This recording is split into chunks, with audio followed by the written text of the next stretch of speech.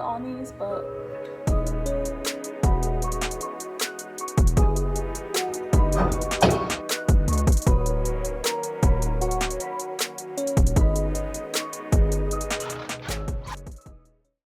hello everybody, my name is Kayla Rundle and welcome back to my channel. This is part 2 to my brake pad and rotor change on my 2017 Civic hatch. I am working on the rear brakes in this video, which is the more complicated brakes. If you guys want the whole simple process of doing the front brakes first, which I recommend doing first, go check the last video I posted right before this. I will also put the link to that video in the description of this video, so go check it out if you guys are doing a full brake change on your Civic. I will be using R1 Concepts slotted and drilled rotors and pads with the ceramic protection coating on the rotors for my Civic, so I will not deal with any rust in the future. So thank you R1 Concepts for making this video possible. Now I'm officially onto the rear brakes, which the rear brakes on the Civic are a lot more difficult than the front brakes, which is usually opposite for the cars I worked on, like the Camaro. I already loosened up these lug nuts, so I'm going to take off the wheels, but we have to check for the actuators. So before you're taking off the wheels and everything, make sure to start the car and put the Civic. Make sure to start the car and make sure to turn the e-brake completely off. You do not want the e-brake on for this because you might mess up the e-brake motor in these rear wheels. This is the painful part about having an electric e-brake, which I never wanted, but everything else in this car was perfect, but the electric e-brakes are very difficult. Time to get this rear wheel off and clean them. I did clean the front wheels, so those are all detailed for me once I put them back on the car.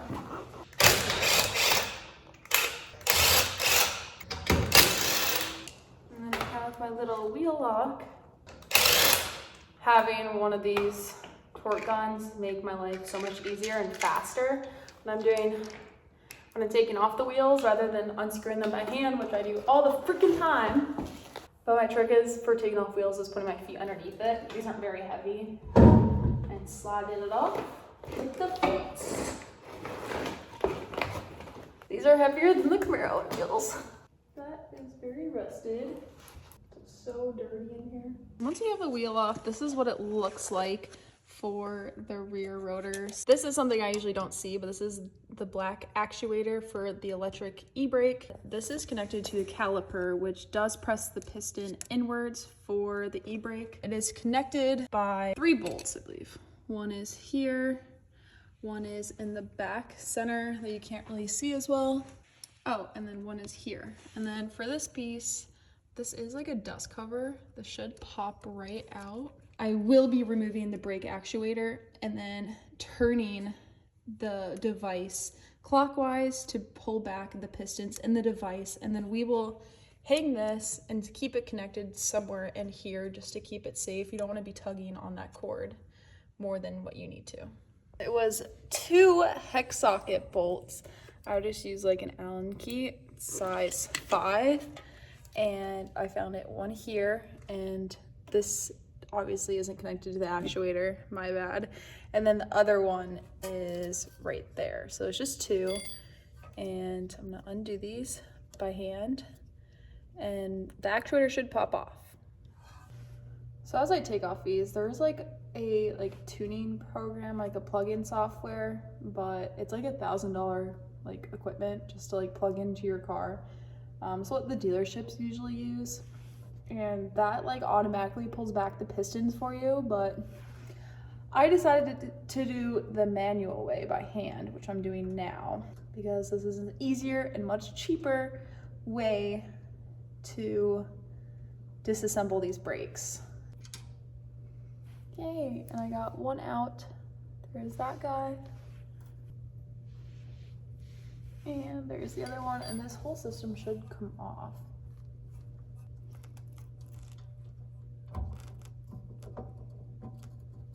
Yay! Now that this actuator is off, you'll see like this nipple where that motor was connected into, I was able just to pop it completely out. Now it's a size E11 torque socket, and I should be able to turn it clockwise. I'm just turning it clockwise until it stops. All right, and that clearly stopped. You can feel it stop by hand. You should be able to completely turn this clockwise by hand, not with tools. It was very easy for me to do, so if you guys are even stronger or weaker than me, it'd be very easy as well. And this completes like the info that's given on the Honda Tech info website, if you guys can get access to that. I'll put screenshots here of what the Honda manual basically tells you what to do with this actuator to not damage it if you do it the manual version of what I'm showing you now. And so now it is completely apart. The actuator is just floating on my suspension and it's not gonna move at all. Now I can perform a normal brake change by punching out these clips and undoing the caliper bracket and switch it out exactly the same as we did on the front. Then I'll come back to you guys once we have to put the actuator back. Oh, well, I just tried to get off this stupid rotor screw again. I could not for the life of me get it off. So we're just gonna start with the calipers and then drill it out. But I'm gonna take a flathead and get out these little clips. And I put my hand just so it doesn't jump out and go at my face. And then it comes out just like that. Then I should be able to get these little dust covers off of the rear. Should just pop right out. There's one.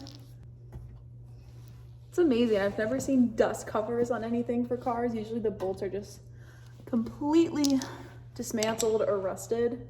What the heck? It's like a star. Oh, that was so easy with a breaker bar.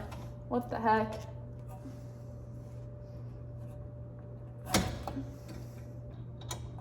There was like hardly any room to fit my tools to get this slide pin out. That was a nightmare. All right, now that we got those slide pins loose, I just got to pull them, push them back into the slide just to get them out of the way. Now this whole caliper should release.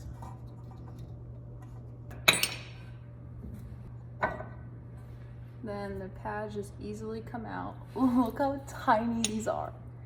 They're so tiny, look at my fingernail. It's a Honda part. I think these are all original. It has quite a lot of life left on these, but we're gonna change them out. Definitely need it.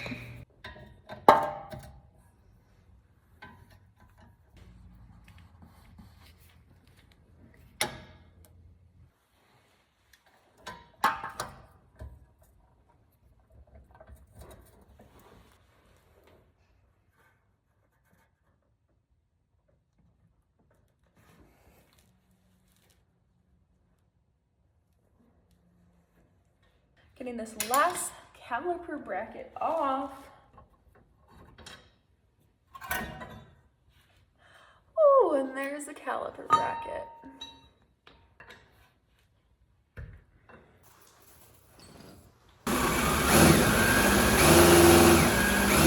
Huh? I'll give it a push, or you can take a breather. I'll teach you all. You can go for like a different one if you want to switch it up. Yeah, give me a thin one.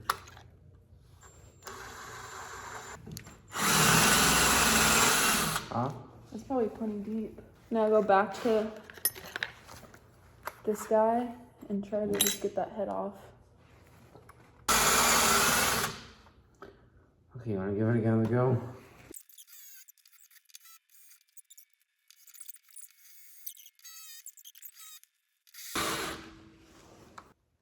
Finally.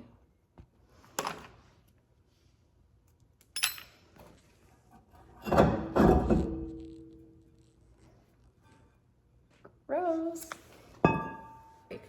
We are officially on the very last corner of the car. It took me a while to get this all off since I had to hand drill every single rotor screw off this car, which was a pain and very frustrating. But we finally put on our last rotor.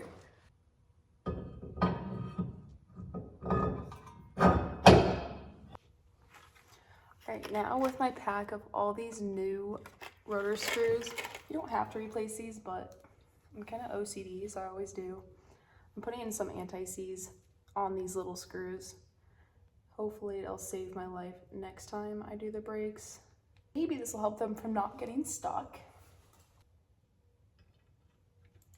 Okay, so that rotor is on. The caliper bracket, which I just use a steel brush to clean up.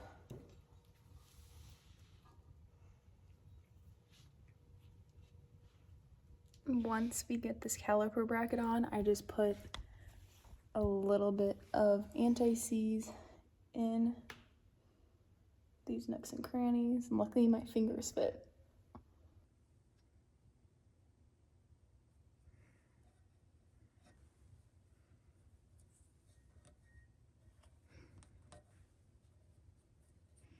Now all four edges for the brake pads are lubricated up, so then the pads will be able to slide nice and easily.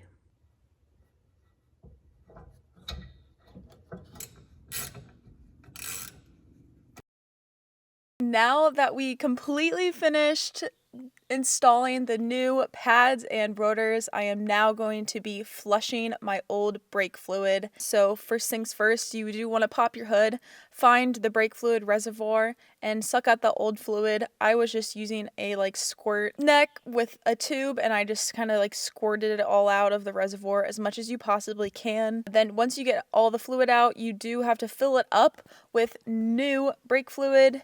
And in my case, I am using the AMSOIL brake fluid .3. This is the recommended brake fluid on the AMSOIL website for the Honda Civic. And I did purchase 2 of these bottles, so I had more than enough for my entire brake change. Once you fill it up with the new AMSOIL fluid, you do have to reinstall the cap because you do not want that cap exploding while you're flushing your system, since brake fluid is very bad for your paint. If it gets anywhere, it'll eat it right away. Put an oil tray underneath your calipers. This is where all the brake fluid will fall into, so you catch it so it won't be all over your floor. Find a helper to help you pump the brakes, put them inside the car, and one person to crank the nipples of the calipers loose to drain the brake fluid. There is only one nipple in every single caliper on the Civic. Unlike on the Camaro, there are 2 bleed nipples on each caliper, so it's double the work. So have somebody pump the pedal and then hold the pedal as you release the nipple, and it'll release some brake fluid, and you'll see a change in pressure. Once the pressure starts going down,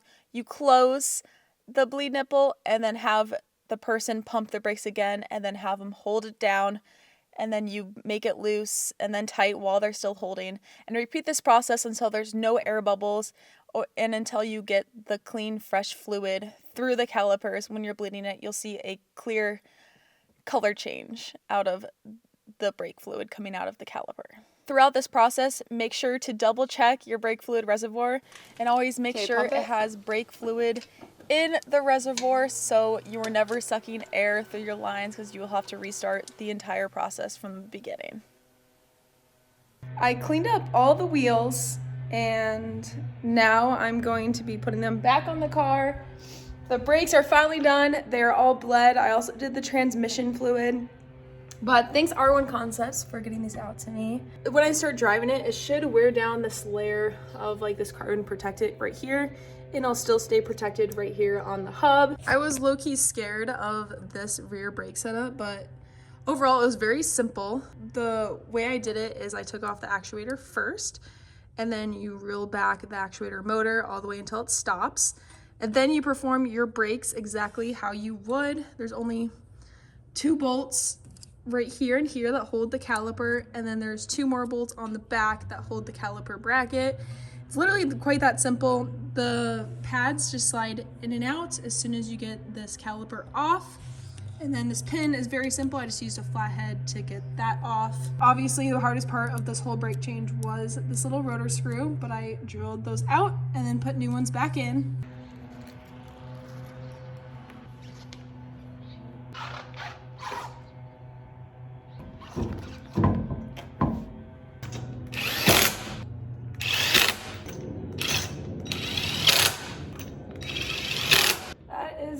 best way to do it.